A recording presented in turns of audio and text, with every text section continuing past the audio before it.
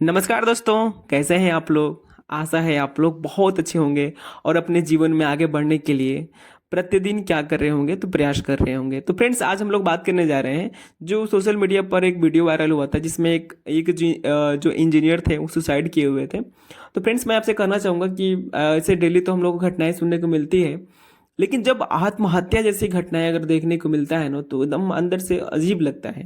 क्योंकि आत्महत्या खुद में एक आत्महत्या नहीं होती है, उसके पीछे कई कारण होते हैं। अगर आप जो है समाज शास्त्र से अगर जुड़े हों, समाज से जुड़े हों, और अगर आप सुप्रीम कोर्ट के जो है कई डिसीजन में भी देखे हों, तो इसमें ऐसी बातें निकल कर आती है कि जो व्यक्ति आत्महत्या कर रहा है उसमें कहीं ना कहीं या तो समाज का जो है समाज का उसमें रोल होता है। ठीक है, कई सारे सिद्धांतों में भी ये जो है देखने को मिलता है।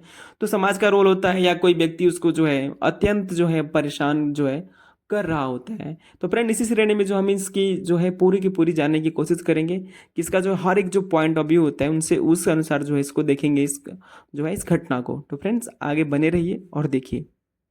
बंगलुरु में 24 वर्षीय इंजीनियर की मौत ने सोशल मीडिया पर हंगामा मचा दिया है। अतुल सुभाष ने अपनी आपबीती बताते हुए 90 मिनट का वीडियो रिकॉर्ड किया और 24 पन्नों का सुसाइड नोट छोड़ा, जिसमें उसने अपनी अलग रह रही पत्नी और उसके परिवार पर उत्पीड़न का आरोप लगाया। उसने जौनपुर की एक पारिवारिक अदालत की न्यायाधीश रीता कौशिक को भी इस चरम कदम के लिए जिम्मेदार ठहराया।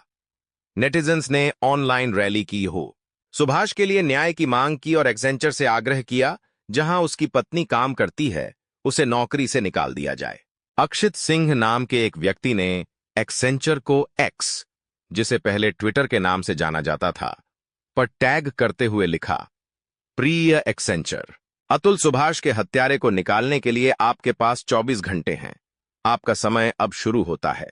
सुभाष ने यह कठोर कदम उठाने से पहले एक वीडियो भी रिकॉर्ड किया और उसे सोशल मीडिया पर शेयर किया। इसके साथ उन्होंने लिखा, मेकामम, भारत में इस समय पुरुषों का कानूनी नरसंहार हो रहा है। पुलिस के अनुसार सुभाष ने अपने घर पर एक तख्ती टांगी थी जिस पर लिखा था, न्याय मिलना चाहिए। यह चरम कदम उठाने से पहले उसने कथित तौर पर एक अलमारी पर महत्वपूर्ण विवरण चिपकाए थे, जिसमें उसके 24 पृष्ठों के सुसाइड नोट, वाहन की चाबियां तथा उसके द्वारा पूरे किए गए कार्यों और अभी भी लंबित कार्यों की सूची शामिल थी। सुभाष, जिन्होंने बेंगलुरु स्थित अपने अपार्टमेंट में आत्महत्या कर ली, ने कहा कि उनकी पत्नी ने उनके खिलाफ कई मामले दर्ज कराए हैं और एक तरह से वह ही इस कदम के लिए जिम्मेदार हैं। शर्मा ने यह कठोर कदम उठाने से पहले रिकॉर्ड किए गए वीडियो में कहा, मेरी पत्नी ने मेरे खिलाफ 9 मामले दर्ज किए हैं। 6 मामले निचली अदालत में और 3 उच्च न्यायालय में हैं।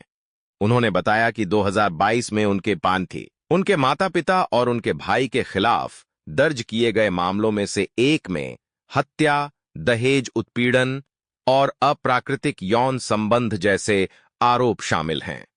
हालांकि बाद में उनकी पत्नी ने मामला वापस ले लिया। दूसरे मामले में सुभाष ने दावा किया कि जिरह के दौरान उसकी पत्नी ने स्वीकार किया कि उसने पहले जो हत्या के आरोप लगाए थे, जिसमें आरोप लगाया गया था कि उसके पिता की मौत शर्मा द्वारा उससे बड़ी रकम मांगने के कारण हुई थी, वे झूठे थे। उसने स्पष्ट किया कि उसके पिता का 2019 में मधुमेह सहित पुरानी बीमारियों से लंबी लड़ाई के बाद निधन हो गया था। शर्मा ने यह भी दावा किया कि उनकी पत्नी ने अपने और अपने बेटे के लिए 2 लाख रुपए मासिक गुजारा भत्ता की मांग की है।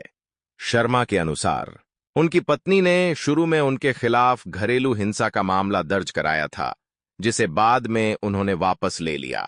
हालांकि बाद में उन्होंने उनके खिलाफ घरेलू हिंसा का एक नया मामला दर्ज करा दिया। उन्होंने उनके खिलाफ दर्ज कई मामलों की कार्यवाही में तेजी लाने के लिए 2 आवेदन भी प्रस्तुत किए। तकनीकी विशेषज्ञ ने आरोप लगाया कि उत्तर प्रदेश के जौनपुर में एक पारिवारिक न्यायालय के न्यायाधीश अपने न्यायालय में लंबित मामलों वाले व्यक्तियों से रिश्वत लेते हैं। उन्होंने दावा किया, जब मैं अदालत में दाखिल हुआ तो मेरी पत्नी पहले से ही मौजूद थी। जज ने मुझसे अदालती मामलों को निपटाने के लिए कहा। ये उन्होंने आगे आरोप लगाया कि उनकी पत्नी ने पहले 1 करोड़ रुपए की मांग की थी और बाद में मांग बढ़ाकर 3 करोड़ रुपए कर दी।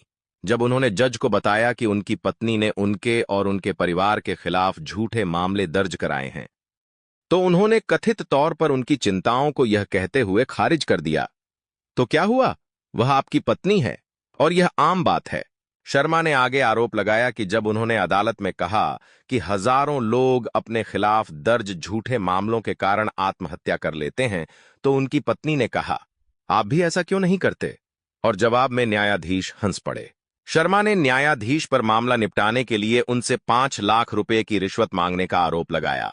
सुभाष ने अपने सुसाइड नोट में लिखा, अब मेरे जाने के बाद लूटने के लिए कोई पैसा नहीं बचेगा और मुझे उम्मीद है कि वे मामले के तथ्यों पर गौर करना शुरू कर देंगे। उन्होंने यह भी मांग की कि उनके मामले की सभी सुनवाई लाइव की जाए और उनके सुसाइड नोट तथा अपलोड किए गए वीडियो को साक्ष्य के रूप में स्वीकार किया जाए। सुभाष ने आगे अनुरोध किया कि उसके बच्चे की कस्टडी उसके माता पिता को दी जाए तथा एक बतबर कहा था। बात पर जोर दिया कि न तो उसकी पत्नी और न ही उसके परिवार को उसके शव के पास जाने दिया जाए।